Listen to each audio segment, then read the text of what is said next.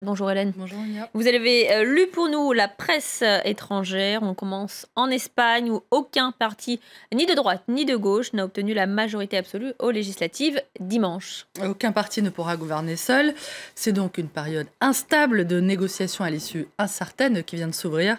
Une situation qui inquiète pas mal El Mundo, qui évoque le péril de l'ingouvernabilité et demande à l'ensemble des mouvements politiques de tous bords de faire tout ce qu'il est possible de faire pour parvenir à un accord de gouvernement qui permette de préserver la stabilité de l'Espagne. Pour le journal de centre-droit, la meilleure coalition possible serait un gouvernement rassemblant la droite avec le Parti populaire, la gauche du PSOE et les nouveaux centristes de Ciudadanos, une sorte d'union sacrée qui permettrait d'éviter la tenue de nouvelles élections. Pour El País, personne, ni le PP, ni le PSOE, ni Podemos, ni Ciudadanos, ne sont en mesure, en position de se montrer trop exigeants ou de tracer des lignes rouges, comme le journal accuse Pablo Iglesias, le patron de Podemos, de le faire, en exigeant de ses alliés potentiels une réforme constitutionnelle et un référendum en Catalogne comme condition préalable à son éventuel soutien. Une stratégie partisane qui envoie un signal négatif sur la stabilité politique en Espagne, dénonce le journal. Ce que ces élections ont fait apparaître, répète El País depuis hier, c'est une demande claire de changement et un désir de stabilité aux responsables politiques de rechercher des solutions constructives, loin de toute guerre de position stérile. Direction à présent le Burundi où l'Union africaine a approuvé en fin de semaine dernière le déploiement de troupes pour le maintien de la paix. L'Afrique ne permettra pas un autre génocide sur son sol, ont promis les membres de son Conseil de paix et de sécurité, d'après le Figaro, qui explique que cette décision, une première pour l'Union africaine, souligne à la fois la gravité de la situation au Burundi et l'isolement de Pierre Nkurunziza depuis sa réélection en juillet. Malgré les condamnations internationales, le régime s'entête, constate l'opinion, qui rapporte que le porte-parole du président Nkurunziza a déclaré que si les troupes de l'UA venaient sans l'aval du gouvernement, il s'agirait alors d'une force d'invasion et d'occupation, je le cite. Hier, le Parlement burundais a rejeté le déploiement de soldats d'une force régionale africaine sur son sol.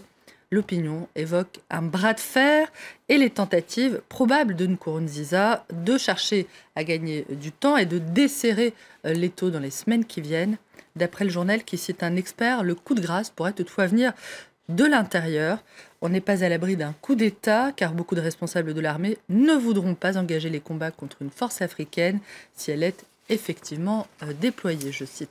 À la une de la presse étrangère également ce matin, la décision du comité d'éthique de la FIFA de suspendre pour 8 ans Sepp Blatter et Michel Platini des instances du foot mondial et européen. La FIFA bannit les chefs du foot, titre The Wall Street Journal, qui montre son ancien président totalement cerné par les caméras. Il a un petit pansement sur la figure d'ailleurs.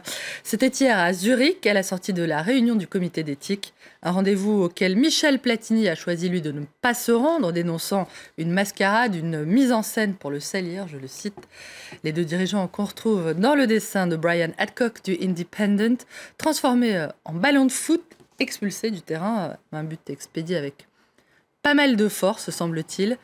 Mais Michel Platini ne l'entend pas de cette oreille, et c'est ce que rappelle l'équipe. L'ex-capitaine des Bleus se dit décidé à défendre son honneur, dit qu'il est prêt à utiliser tous les recours qui restent à sa disposition pour briguer la présidence de la FIFA. Pas sûr donc qu'il s'agisse là de son dernier match donc.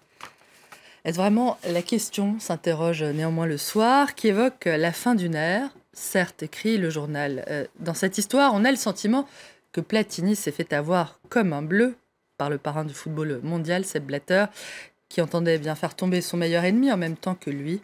Mais l'essentiel, dans le fond, ça n'est pas le destin personnel de ces deux figures marquantes. L'essentiel, c'est qu'il y a quelque chose de pourri au royaume du sport. Je cite, cette dichotomie incroyable entre, d'un côté, une puissance financière, économique et politique énorme, et de l'autre, des institutions souvent opaques, parfois moyenâgeuses, généralement tournées vers elles-mêmes, en tout cas rarement à la hauteur de leur potentiel. Merci Hélène Frade pour cette revue de presse internationale. Allez, on marque une courte pause, on se retrouve dans une poignée de minutes pour un nouveau journal. À tout de suite.